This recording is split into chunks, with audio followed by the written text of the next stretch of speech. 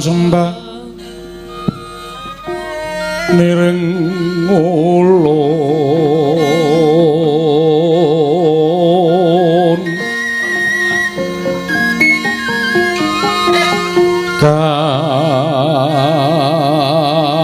kapurba risang murbeng rap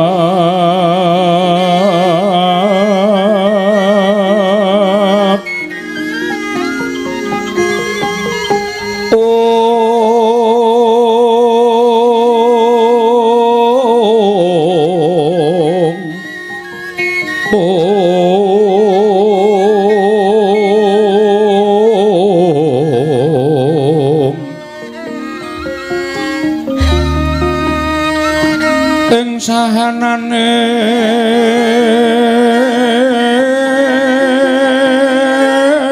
ingkang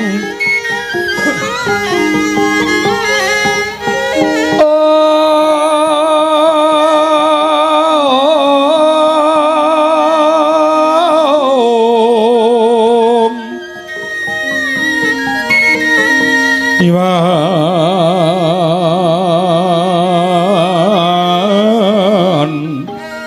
kanang sihing tasih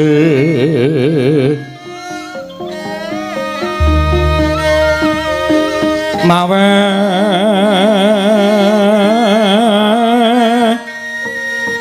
buka sawegum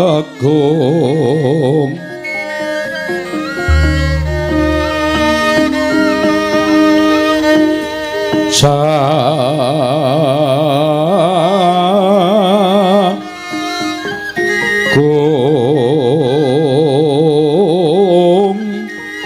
mering delahan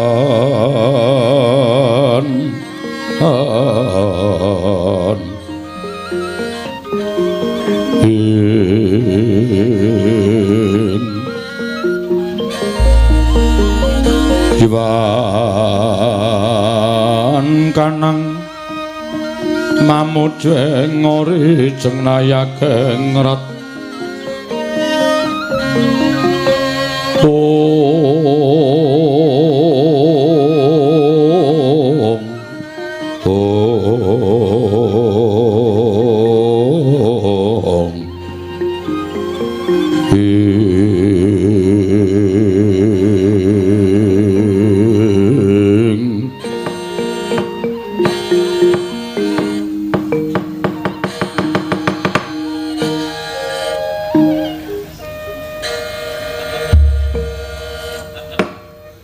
Niwang Sukmana mangadil luwe ana sasmintaning sun jagat wasisaning Bathara Badranaya ya kurang ajar ta ya ayo bapak yo diceruk ora nganggo pak iki Bapak Semar sawetara lenggah ana ing pendopo Kabagongan padha raharja sapraptamu Semar ha wedhus karo wong tuwa ora ngajeni babar blas kosek ora perkara ora ngajeni sampean rawuh mrene iki sing dadi tuan rumahku carane kraton aku nalendrane sampean ratu sing rawuh ning negaraku dadi isih dhuwur aku derajate Bapak Semar sakarepmu nek ana walate sangganen dhewe umpama kewalat wis wingi-wingi Mas nyatane tekan semrene aku ora tau kewalat karo kowe berarti kowe ora malati jane diantarane cah siji kae jan mbuh kaya kowe iki jane ngopo lho lah kok dadi aku tok wenehi undangan dina Rebo bar ngisak aku tok kon tekan ning omahmu ki tulisane tasakuran gendurenan lah besek endi ki wong nek gelem teko ming ana pangan ki ya kaya ngene iki Nek teko jak omong-omongan ora tau gelem, rembugan sing apik-apik ora tau gelem, nek ana tulisane gendunen menyang nomor 1. Jebul aku diapusi. Rawuhe bapak wilujeng, Mbak. Lah, ngono kuwi tak wangsuli slamet. Lho, ateng pundi slamet? Tegese ora ana alangan sewiji apa. Syukur, pangestuku tampan ana ya, Semar. Ya, kowe iki ngaturke bekti orang mengestoni sekali-sekali. Ora masalah. 6 wonten dawuh. Ngaturke bekti karo maratuwa. Inggih, napa pun rawuh. Lho, la iki apa? Nang ngarep dhewe iki mbegogok iki. Mula kacamata ribenmu ki uculana. Wis peteng isih nganggo kacamata riben. Bapak Semar kula ingkang putra mantu ngaturaken bekti kula kunjuk Bapak Semar. Bojomu subur men. Wong tuwa tuwas sing dimatke ming bojone ijolani badut ora iya tak tampa mengestune bapak tampanana ya kula pundi nggo cimat paripih dayana ing kasantosan Rama dipun sekecaken anggenipun lenggah kowe iki ra ndek apa-apa apa piye bapakne maratuwa teka kok blas ora ana sing metu sumure asat rak ya kowe iki rak lengganan pam apa ora nyambayar dipedhot plempeme wis sekecake tanpa dahar tanpa ngunjuk ana tetembungan wareg sing tanpa mangan seger sing tanpa ngombe ha ta Pak iya Nala gareng padha Rarja sapraptamu. Kamas telek. Nala gareng padha Rarja sapraptamu. Slamet Gong, slamet. Niring sambikala tekaku. Pangestuku tampanana ya Nala gareng. Ya, tak tampa wis ndak gelo atine. Petruk, slamet, Truk. Pamujimu slamet, Le. Le sapa? Bagong aku nek nyeluk kowe ya Le to. Bagong ngono. Iki nang kekuasaanku kowe. Iya. Wah, pendapamu apik. Ngece. Mbok kira berarti nyumbang gendeng. Pendapa separo, gendeng separo seng kok. Wah, iki ngece. Selamat tekamu, Tru. Selamat. Pamujiku ya, Gong. Heeh. Nang apa, Bagong? Kok kowe kok kadingaren? Lagi pisanan kok jejere wis Bagong. Aja nyalahke aku, Pak. Nyalahke sing njaluk lakon.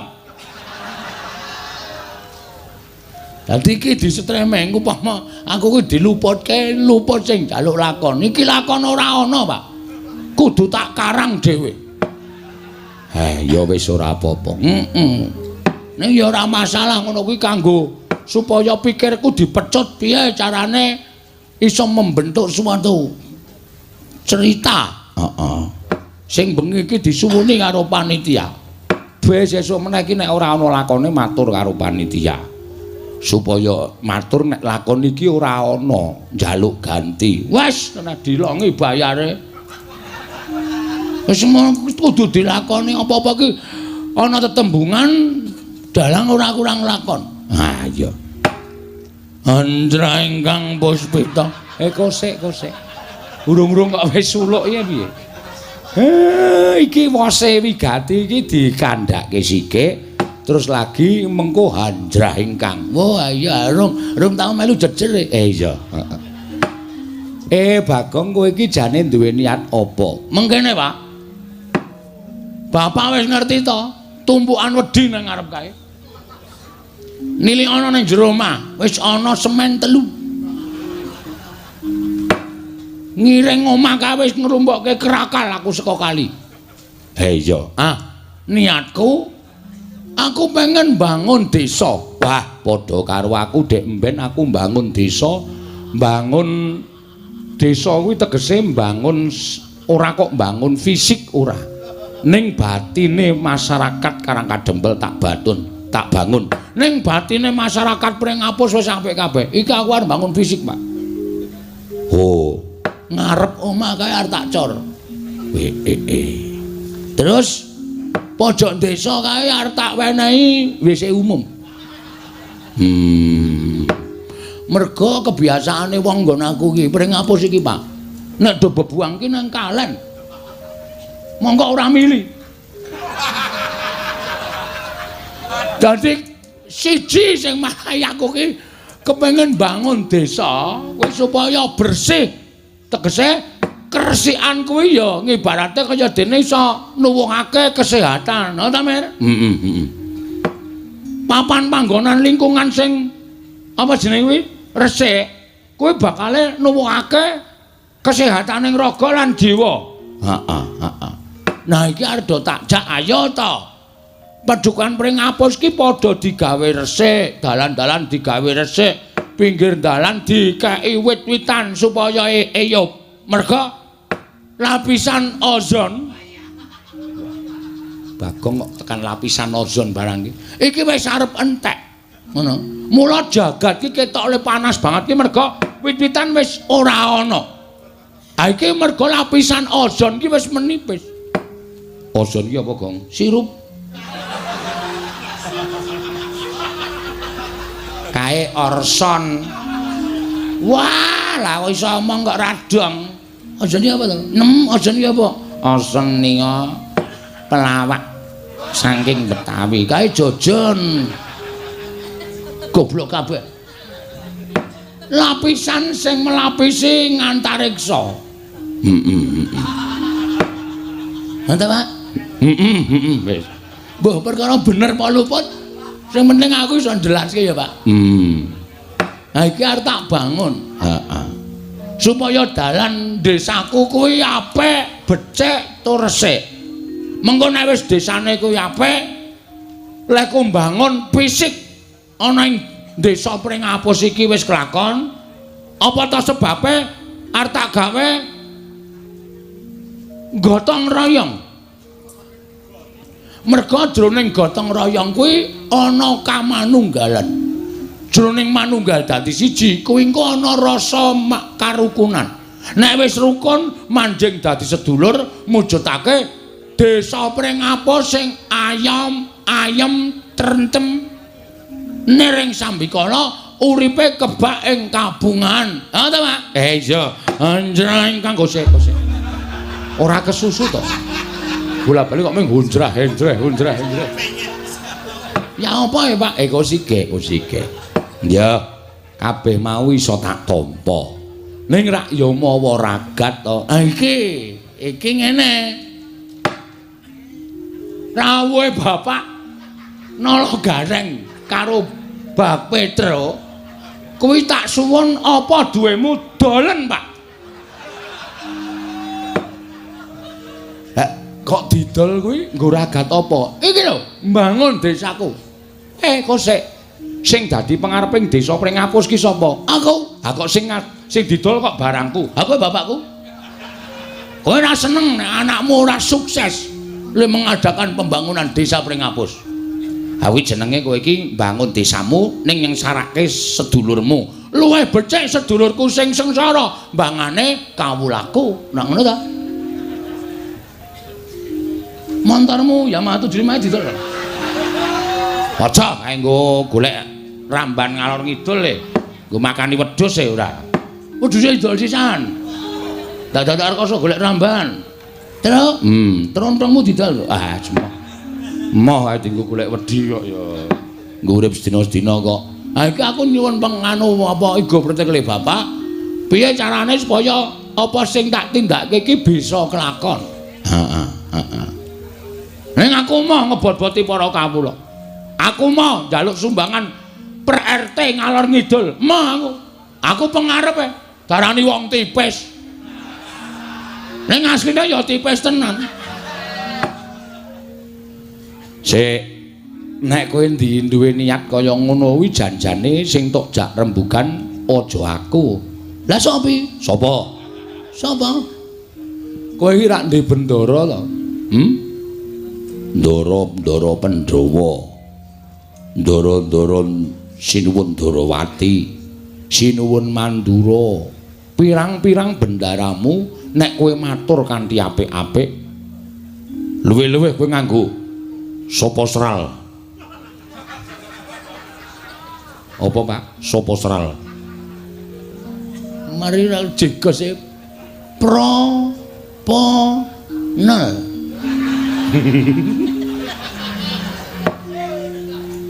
Proposal ya goblok. Proposal. Ah, daturke ndara-ndara. Heh. Mengko mesti entuk dana saka ndaramu Pandhawa. Aku izin, Pak. Aku wis terlalu membuat gawe ndara-ndara iki kabotan mergo duwe abdi aku. Aku mau aku. Kelakon lan orane nggonku mbangun desa iki ya ming mergo saka aku, ora ya saka aku. Mergo wis tak dadaki, Pak. Terus? Bojoku pek tukunen terus. Nek carane ngenten menika kula wegah nek carane ngenten iki. Kula nek carane ngenten iki. Lara ati kula. Ora ditanyal-tanyalke ngono iki lho. Sore-sore kok gawe hawa. Ha terus piye? Aduh, mambeng atiku, Pak. Hendra ingkang nah iki puspitorum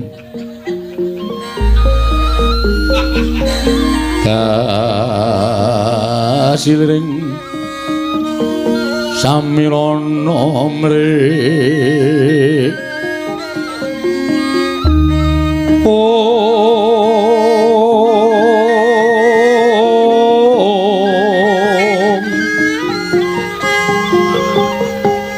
sekal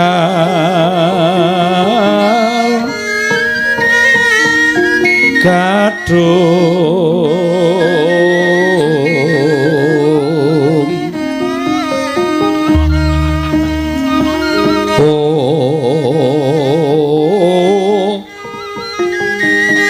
ngas kandanya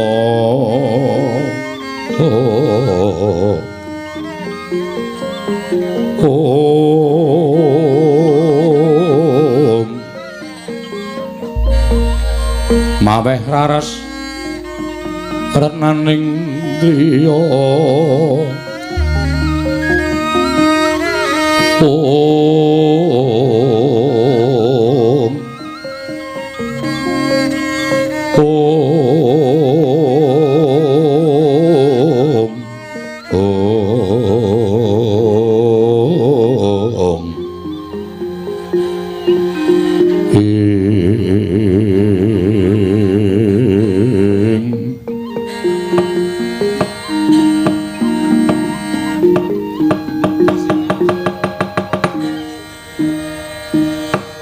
susah aku, Pak.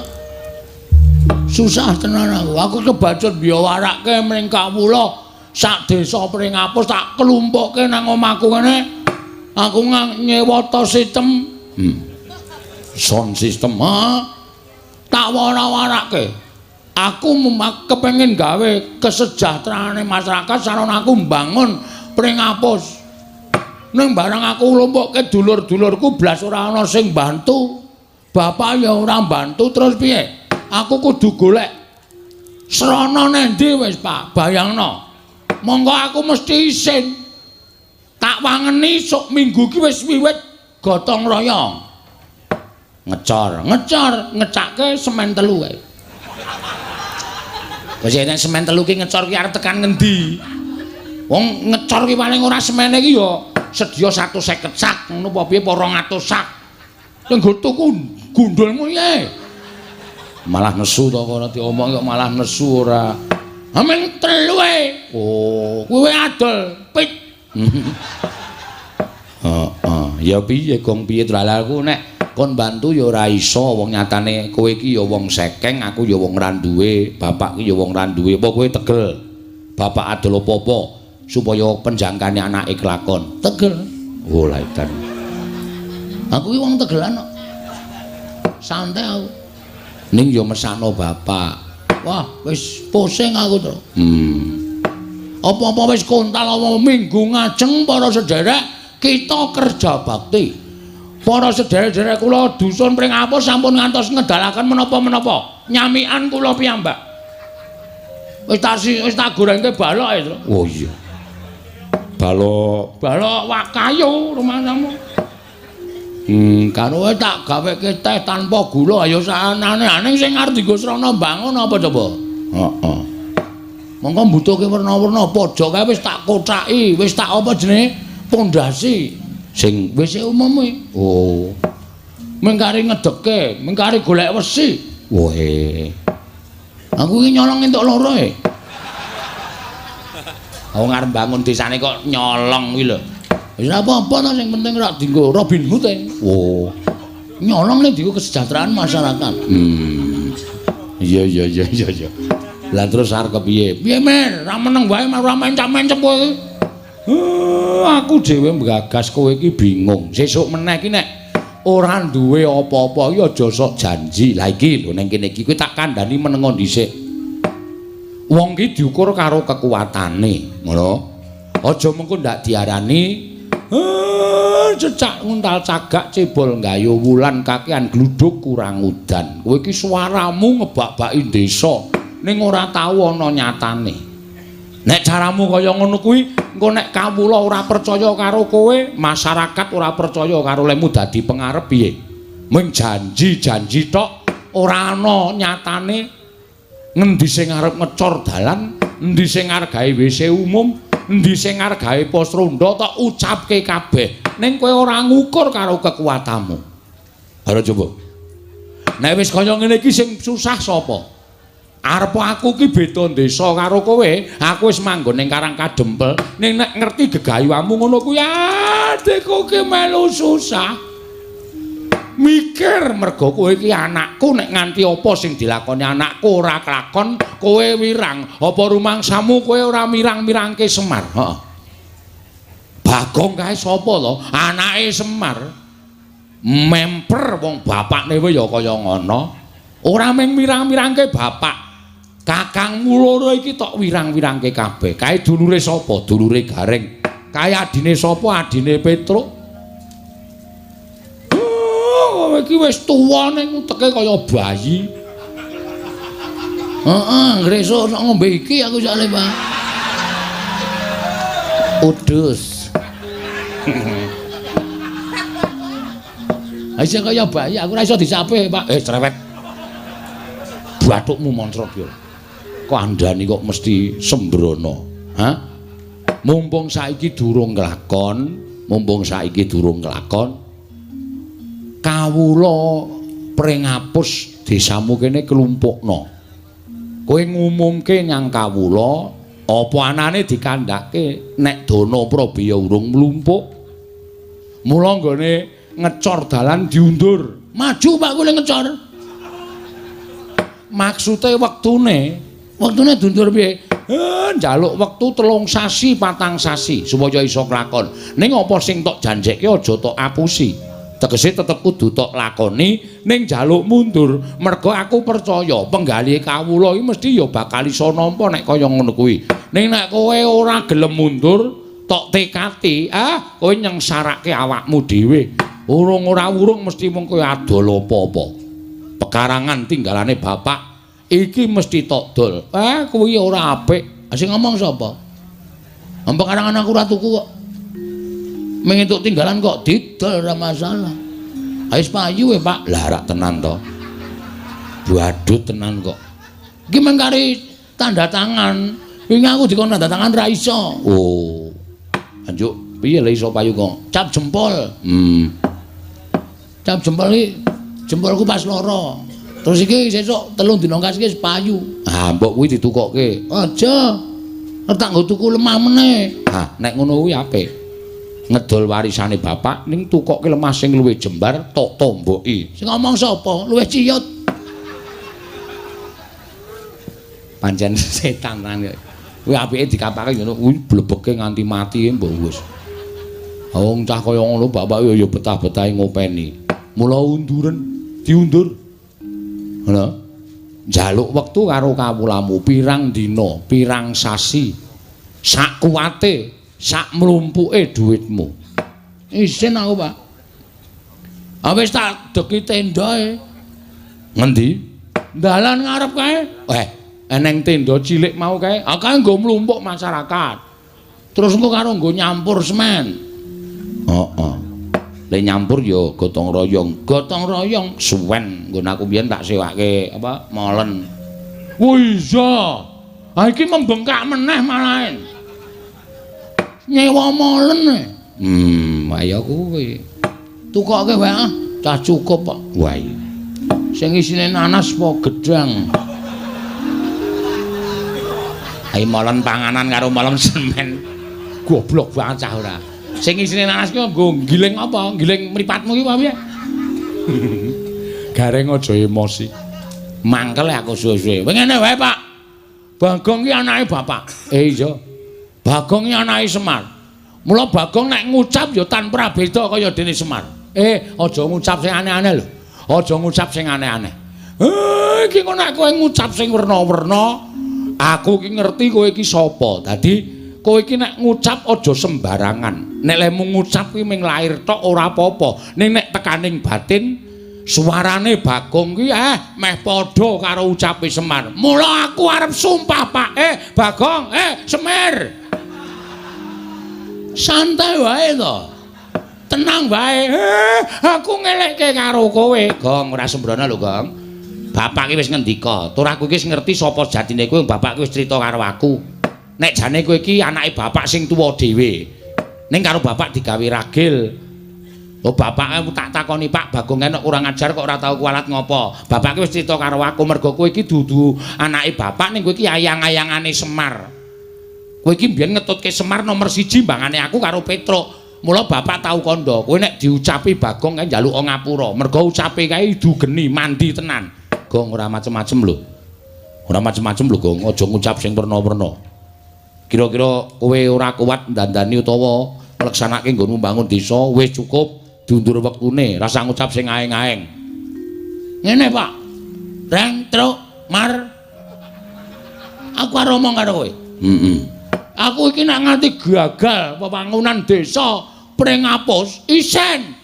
Monggo tumrap Bagong aku mbangane isen luwung mati, Pak.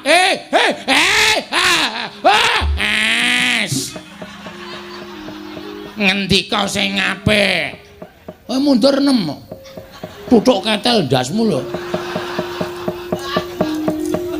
Tenan aku trimo mati tenan, Pak. Yakin aku ora goroh, aku ora macem-macem.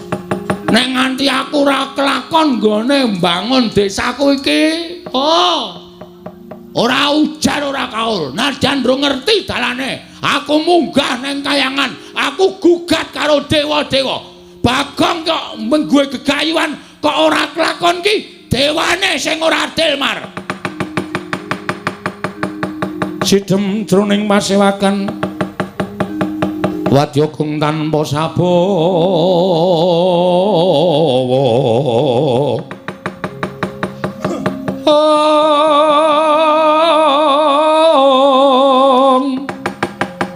kaprapan dening Sang Nalendratama mango nengi lerwu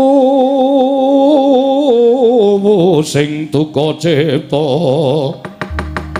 berebuti mandana raras ing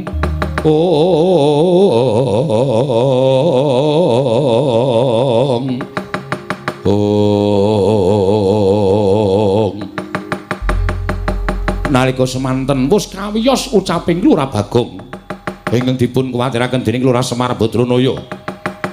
Ndara dasih ngendikaning Lurah Semar bilih Lurah Bagong boten kenging ngucap sak pikajenganipun piyambak. Langkung-langkung wantun prasapa ndadosaken gara-garaning Kayiwangan Suralaya. Dados puyang payingan sanggaring para widodara widodari para Jawata, para dewa, para dewi krana midhanget prasapaning iki Lurah Bagong tumiyup saking Dirgantara Sang Hyang Jatimurti prapta wonten ing bale wismaning iki Lurah Bagong.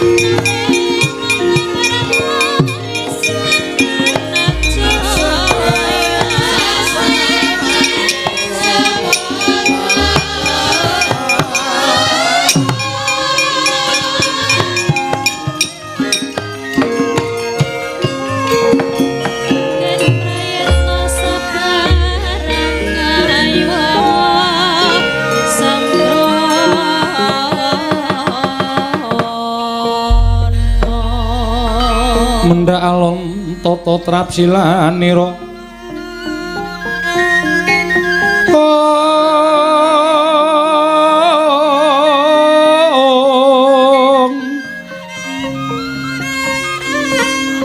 ngacomaken astanira kalih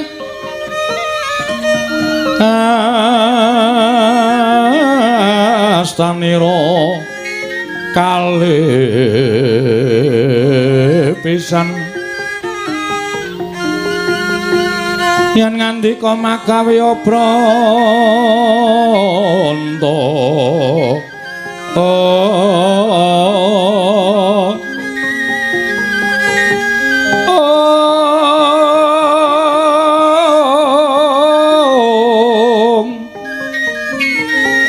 yen ngandika magawe Branta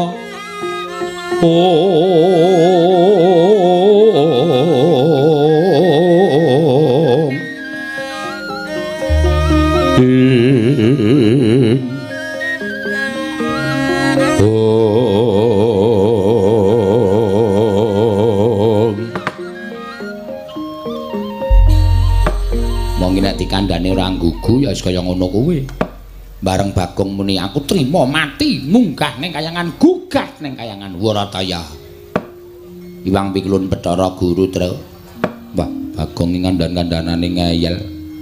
Ning ora apa-apa. Mbok menapa bapak iso wangsulan wong Iwang Pikulun Bathara Guru kuwi adine bapak. Iya ya muga-muga iso dirembuk. Kok ana wong kok malak. Malak piye? Kancane tangane loro kok iki papat. Ya diantran karo sapa-sapa kok ora ndi. Gong wer tok petok. Iki Bathara Guru ya, Nyok. Weh. Lho kok yaene lagi menyang.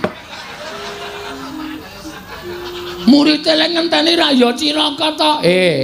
Wedhus. Kuwi Bathara Guru, dewaning para dewa sing lenggah ana ing kayangan. Walah Kulon Praga. Kulon Praga ngendi ajare Sri Kayangan. Kayangan Suralaya. Lho ya apa, Cak? Kok cak-cak piye? Jare Surabaya. Kuping ki nek bosok ora. Suralaya, Sang Hyang Manikmaya. Ya Jatimurti kuwi adine bapak. Wah. Selamat Om. Wah, aku kok malah merindang-merinding ya, Terus. Aku sing keweden ki aku Bagong kok ya kepenak wae lho. Heeh, aku ya gumun. Om wilahing. Lho malah janturan.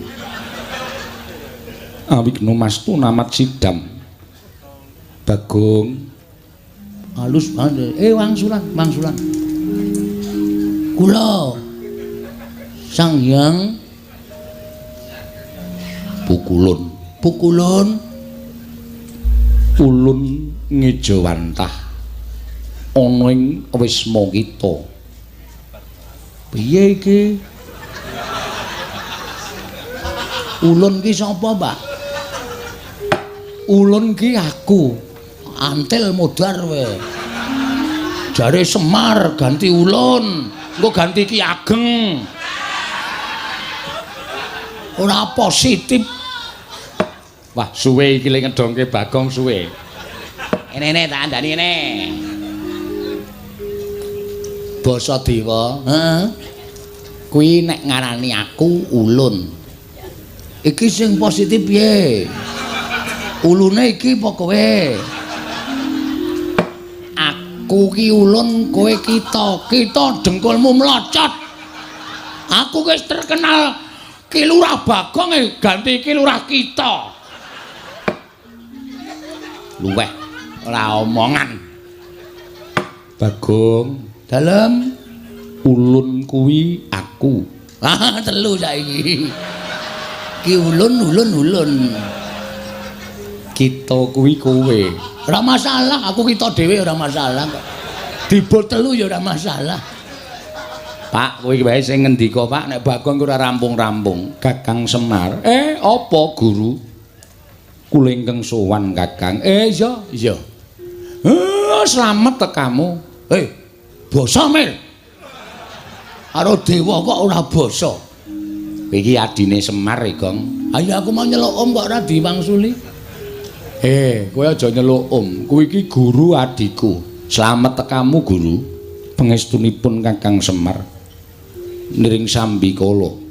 Kula ngaturaken bekti, Kakang. Ya tak tampa. Bekti kula Pukulun. Dari Bathara Guru kok Pukulun. Bathara Pukulun apa Bathara Guru? Ya nala gareng ulun tampa. Pangestu ulun kebat kita tampani. Wah, kitane tambah siji. Reng. Ngapa? Kowe raku grup kita. Ya, sakarepmu. Kula ngaturaken bekti kula kunjuk Pukulun. Iya, Petruk ulun tampa.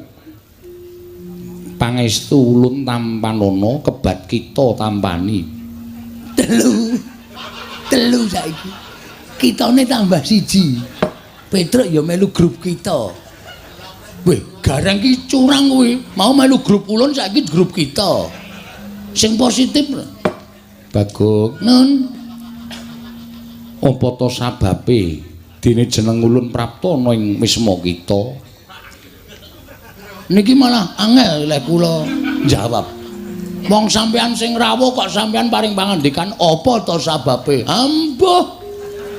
Kula ora iso maca batin panjenengan. Bagong, kita kuwi pancen keladuk wani kurang geduga. Mekaten inggih.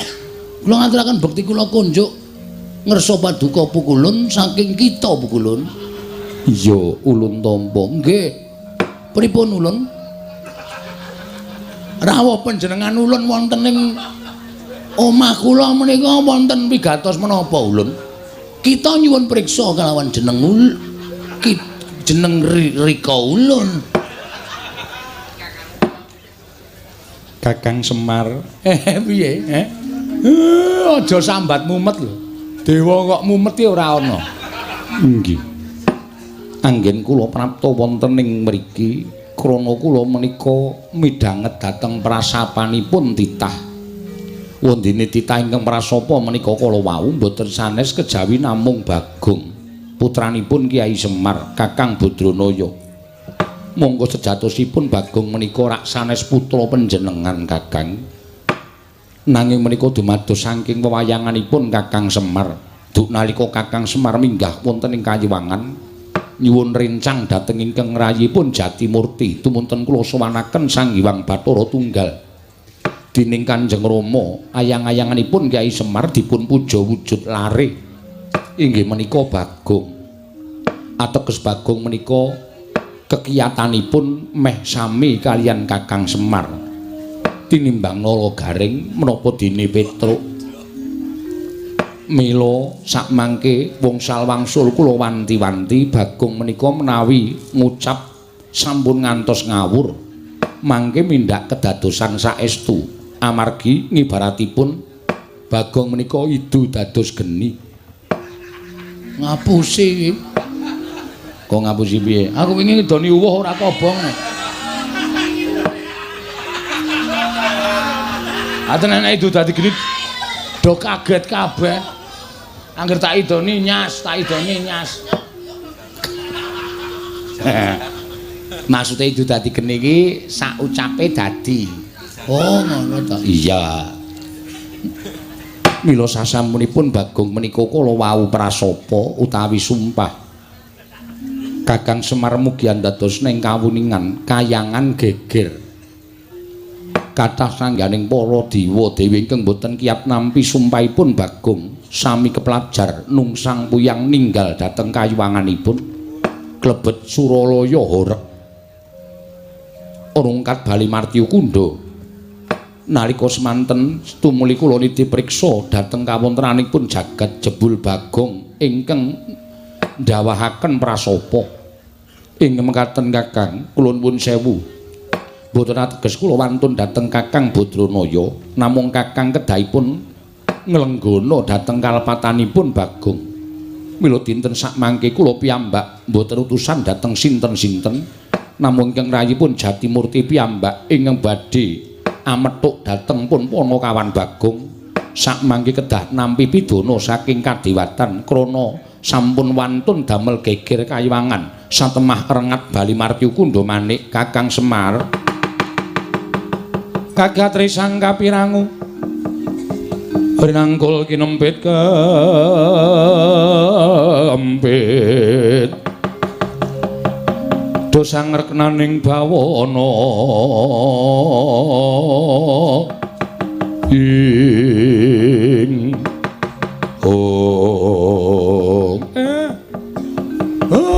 pancen aku nglenggana lupute anakku pancen wis pancen disengaja. Mula guru mbok ya aku wene ana pangapura. Ora Bagong sing njaluk pangapura ning bapakne Bagong sing njalukke pangapura karo Bathara Guru. Supaya anakku Bagong aja nganti diboyong eneng kayangan. Aja nganti diwenehi pidana merga nggone wis keladuk wani nibakake sumpah. Aja ya Guru ene ana pangapura. Ngapa to, Pak? Aku arep dijak nang ndi ya, Pak? Kowe arep digawa ning kayangan. Alhamdulillah. Cah kae radong kok ya. Kowe kok malah alhamdulillah ki ngapa? Weh lah, arang-arang wong sing ngerti kayangan ki. Pukulan kula sagah dipun beto wonten kayangan. Kok tapuk sandal cangkemmu. Ngapa ya, Pak? Ngapa ya, Pak? Kok ngapa ya, Pak? Terucat. Ngapa ya, Pak? Kowe diboyong Bathara Guru ning kayangan kuwi arep diwenehi pidana merga kowe wis tau tatesuki lagi wae sumpah. Nek kowe arep gugat ning kayangan nek ora entuk Prabeya nggone bakal bangun. Aku ra elek-elek karo kowe to. Lho edan. Sumpahku tekan kayangan, Pak. Nyatane dewaning dewa mudhun ning kene kok. Aku wis ngandani karo kowe. Ucapmu iki padha karo ucape Semar, mula nek ngucap ngati-ati. Kowe diunggahke ning kayangan ki arep dipidana. Arep cemplungke ana ing kawah Candra Dimuka. Asik. Lho. Aku ora ngadus dasare, Pak. Wah, jan bocah iki Candra Dimuka ki apa, Le? Candra Dimuka ya apa? Candra Dimuka ki neraka. Waduh. Ngapa salahku? Kowe sumpah kuwi mau. Ameng sumpah kok. Ming sak sumpahe Bagong kok gawe geger kayangan. Bagong, pripun? Mula gelem ora gelem kowe kudu tak boyong eneng kayangan. Dina samengko kanggo nglunasi apa kang dadi utangmu. Kanggo ngapokake aja nganti sira wani ngucap ing sak kepenake dhewe. Weh, lah ya emoh. Yen kita ora gelem, kita bakal ulun ruda paripeksa. Jalaran prapta ulunana ing wismamu wis nganti sak kathahing para durandara, para jawata ing bakal ngruda peksa kelawan kowe Bagong. Mula wektu dina iki Kakang Semar kula nyuwuni dipalila dhateng jengandika Kakang Semar Bagong badhe kula boyong. Mangke kados pundi kawontenanipun Bagong menika wonten purba wasesanipun ingkang rayipun Manikmaya. Kosek. Hah? Adile wong luput ki njaluk ngapura. Mongko sing njaluk ngapura ora anakku. Sing makili bapakne njaluk ngapura ewadene adreng. Nggonmu kepengin boyong karo Bagong. Saiki ngene wae. Gandeng aku lek ku njaluk ngapura karo kowe, kowe ora wangsulan mbok tampa apa ora, aku tak nanting karo anakku. Bagong, pripun, Pak? Nek kowe digawa Bathara Guru ning kayangan sago apa ora? Sago.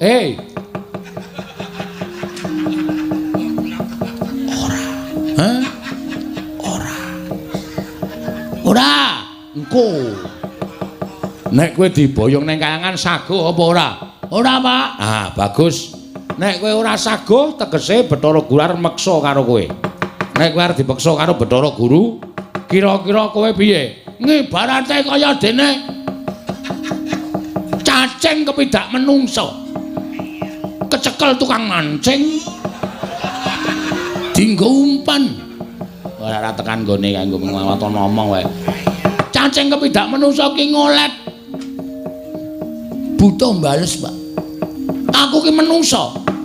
Kedunungan perasaan aku ora ndek niat gawe geger kayangan. Niatku men supaya apa penjangkaku iso kasembadan mula nek nganti aku arep digawa ning kayangan, aku ora sudi, Pak. Aku moh nek aku dinikah Bathara Guru. Kowe krungu dhewe lho. Bagong anakku ora gelem tok gawa ning kayangan. Mula gandeng Bagong ora gelem, aku bapakne ya mbudidaya supaya kowe aja nganti kelakon boyong karo anakku. Menawi ngaten kula nyuwun pangapunten menawi kula kedah wantun kalian Kakang Semar. Kowe iki wani karo aku ki jane wis ket biyen. Ming merga mbok kowe nggunakake tata krama basa sing alus, ning jane Semar iso maca legetaning atimu aku wis iso maca. Kowe wiwit aku ijik mapan ning kayangan ki jane kowe sengit karo aku, mula aku tok setrakake kanthi cara tok wadul karo bapak Sang Hyang Bathara Tunggal. Aku mbok arani kepengin dadi dewaning para dewa, terus aku mbok fitnah. Kowe matur karo Sang Hyang Tunggal nek Semar karo utawa Esmaya karo Tejamaya do gelut padha rebutan kepengin dadi dewaning para dewa. Tumuli aku dihukum dening Sang Hyang Tunggal. Kon mangan pagering gunung jagat sisih wetan lan kon mangan pagering gunung jagat sisih kulon. Nganti bubrah ragaku kaya ngene tumuli aku mudhun ning kayangan. Terus panjangkamu kelakon dadi ratu ning para dewa. Janjane kowe iki ragil, ora duwe hak tumraping kayangan. Ning merga saka pokal gawemu nganti aku disingkirke saka kayangan. Ora merga kowe nduweni rasa gething keburu sengit karo Semar to, ha? Bathara Guru ulun boyong ning kayangan. Cemplungke sapiteng. Luputan tumrap Semar Badranaya. Ayo ora, kowe wangsulan, ayo gage. Mula pendak-pendak kowe mudhun ning jagat, pendak-pendak kowe gawe srana kuwi mesti supaya kowe iso mateni karo Semar mergo kowe iki rumangsa keganggu. Lemu dadi dewa ora tentrem, lemu dadi dewa ora jenak, mergo aku ijek urip ana ing jana luka. Mula kowe pendak-pendak gawe perkara. Kowe pendak-pendak bibiti perkara karo Semar, sirmu lak ming kepengin jangka karo aku to. Kaya iki. Kowe bakal mboyong karo Bagong. Kowe ngerti nek Bagong ki ayang-ayangane Semar. Nek nganti Bagong iso tok lebur ning kayangan kono, aku persasat ilang kekuatanku. Mula kowe terus bungah atimu, seneng pikirmu mergo kala mangsa kowe njangka patine Semar, bebasan angel mijet wae ngranti suwe banyu sinarik. Ayo, iya apa ora? Apa aku tak waca kabeh legetane atimu? Apa njaluk tak waca kabeh? Lehmu gawe gara-gara tok ucapake geger kayangan ki jane ora sepiro. Wa ming sak ucape Bagong. Ya bener kayangan ketaman hawa panas. Ning ora nganti para dewa padha mlayu saka kayangan. Kowe iki nek omong senengane ora mbok pikir kowe ngandhake dewa kena gara-gara sumpahing Bagong padha mlayu kok kowe ngandhake kula wis ngirit Wadyabala dewa. Tegese dewane dorane ndi-ndi to kowe? Pinter ya Semari asem. Gatekan wong iki apa sing diucapke wong iki iso dimbalikke dienggo menerjang. Mbok rasa omong kok aku sesuk mangkel lho omonganmu. Kowe iki nek omong waton ngawur tur waton njeplak cangkeme ora. Ayo kowe arep wangsulan piye? Lah nek kowe nang kene mau ijen aku percaya kowe nek para dewa iki padha bubar ora karo-karuan. Ning kowe ngandhakake Kakang Semar nek Bagong mboten purun kula boyong kula rudha paripeksa amargi kula sampun beto Wadyabala Durandara Wadyabala Dewa. Lah lak tegese dewane do ora ngapa-ngapa to. Upama sumuk rak ming ngucul klambi to. Kowe iki senengane gedhek-gedhekke perkara. Nek sing salah rombong aku mbuh Bagong, mbuh Gareng, mbuh Petruk, mbuh Pandhawa, mbok gedhek-gedhekke permasalahane, mbok gedhek-gedhekke perkarane. Pamrihmu bisa njangka ringkihe Semar. Bagong tak tamengi, Bagong tak betengi. Ayo boyongen anakku. Boyongen. Anakku Bagong boyongen neng kayangan. Waton kowe iso glindhengke mestakane Semar. Waton kowe iso glindhengke sirahe Semar kakangmu iki boyongen anakku Bagong. Gugu karepe dhewe. Kula besmi bali resmanipun Ora Bagong Kakang Semar.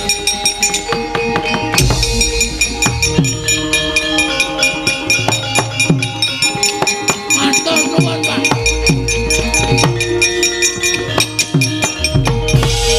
Sembah nuwun, Pak, sembah nuwun. Nek mboten wonten Bapak, dados napa kula? Matur nuwun nggih, Pak. Rai. Salahe ra wangsulan. Aku wis ben nek ora tak ngenekke ndak ora jarak perkara. Wong sing jarak perkara Bathara Guru iki perkarane titah kok senengane medhun melu-melu. Malah niki ngono, Pak. Bebasan napa jenenge? Apa terus jenenge, Tru? Apa? Lho, apa jenenge? Peribahasae lho. Peribahasa apa to? Sambil menyelam minum susu. Nah, minum air. Sambil menyelam minum air. Tegese ngene, Pak. Bathara Guru nek iso kalah jaluki Prabaya nggo mbangun desa. Ngoten, Pak. Setuju to, Pak? Kowe iki pikiranmu kok mung arep ngerampok wae. Lho, ayo dilahirke iki didadekke copet. Dadekke copet dong. Wis engko gampang nek Bathara Guru engko kalah karo aku, tak jaluki Prabayane aja kuwatir. Asik. Lakon minggu ngarep aku gotong royong. Ngecor dalan. Ngarep omahku tak gawe kandele 20 cm. Dalan liyane tak gawe 5 cm. Ora jenenge wis urip to kowe kaya ngono kuwi jenenge kowe iki apa jenenge mulyake awakmu dhewe. Nduk liyane gampang jeglong nggonakmu ora apik kaya ngono. Bagong wis nek ngono kowe ora usah melu-melu. Petro dalem, Pak. Rene. Bathukmu ndi? Enggak. Mungsuhmu engko ora bain-bain para dewa, ya. Nggih. Tak dilat mbun-bunamu, kowe ora kena lara luputing pati. Kowe ditamani gaman apa-apa ora temomo. Kowe mungsuh dewa menang bengi iki. Estu, Pak. Domongi kok. Matur nuwun. Adimu belani? Nggih, ngestakaken dawuh. Bun-bunan kula, Pak.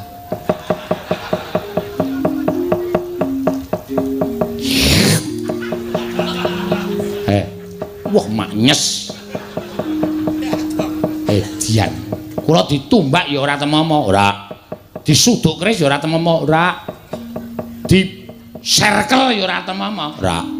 Gleleng iki aku arep ngajar dewa-dewa terus. Ya. Halo, Pak. Kowe arep melu perang apa? Melu. Iduku wis entek. Wih, senengane kok.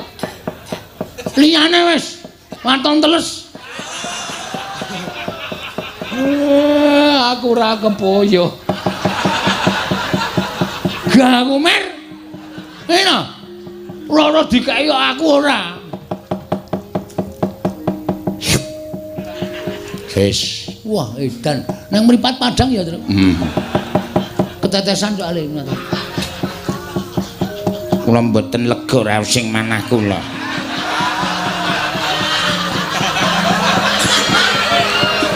Menawi mboten belani iki Lurah Bagong. Bapak Marasepo kula nyuwun dipun dilat. Supados kula digdaya. Bagong piye iki? Ora apa-apa, Pak. Yakin? Iki anakmu apa?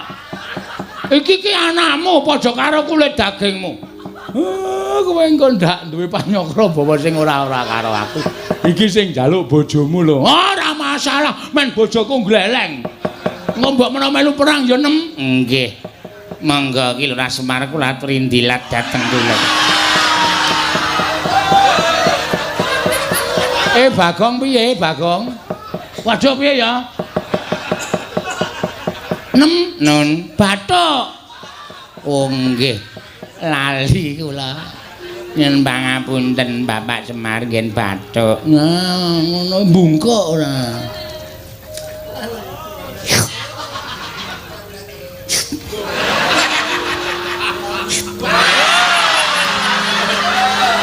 Ngene wae Mer.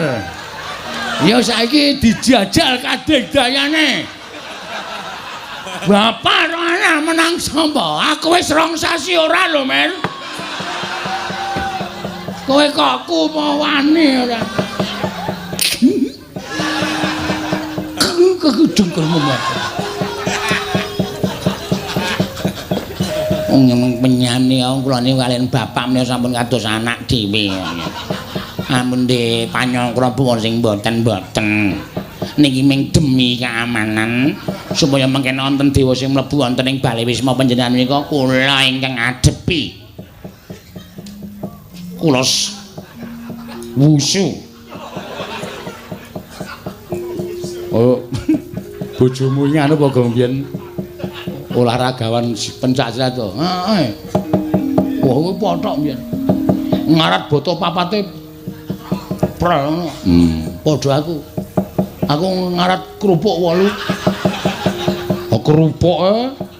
Aku wae kuat lho. Mung kerupuke kok dipamerke.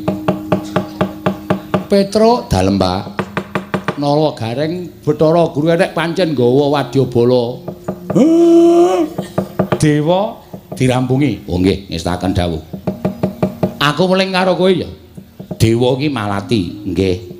Mula nek ngantem dewa iki aja nganti ngantem nggon rai, wis ora kena. Mergo kowe wis dipesthekke karo sing gawe urip. Nek dewa iki pancen duwe derajat lan pangkat, nek diantem nggon sirah ora bakal kena. Waduh, terus ngen pundi? Ngantem dewa kuwi dada medun. Dada medun. Pupu angsal entuk. weteng angsal entuk waton dodo medun. Ya, Tru ya. Ha iya. Omongi. Nek diantem nggon weteng ra apa-apa, nggon pupu ra apa-apa, diplotot wae. Kuwi le mari 3 dina raran-raran. Nganti suwane matuk ngono lho. Bagong. Gawe pusaka. Ha iya. Kelemane nang kono kuwi. Nala gareng karo Petruk kowe mangkat to dhisik. Sendika ngestaken dawuh, Pak. Nggih, Pak, ngestaken dawuh.